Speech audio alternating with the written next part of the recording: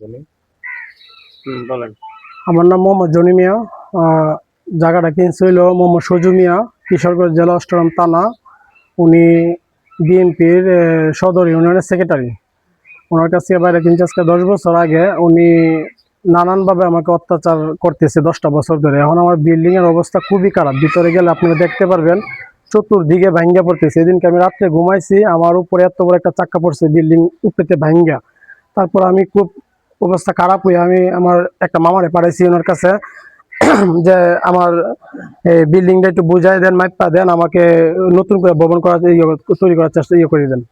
কয় না, তোর ভবন করতে পারতি না, তোরে বাড়ি মাইপা বুঝাইতাম না, বাড়ি ঘর করতেও পারতি না, যা তা ব্যবহার করতেছে। তারপর আমি এখানে সদর ইউনিয়নের সেক্রেটারি সবাইকে জানাইছি বিষয়টা।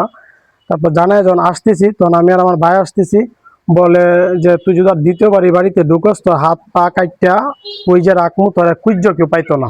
উনি যে বলতেছিল সদর ইউনিয়নের সেক্রেটারি, বিএনপি সেক্রেটারি সজু মিয়া বলতেছে আমার ভাই আছিল সাথে।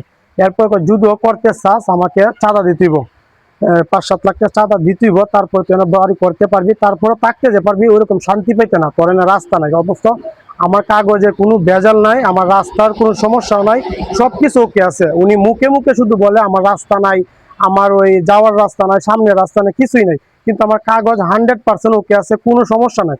যদি আমার কাগজে কোনো রকম ভেজাল থাকে ওরে আমি জায়গা দিয়ে দিব, যদি এরকম প্রমাণ দিতে পারে।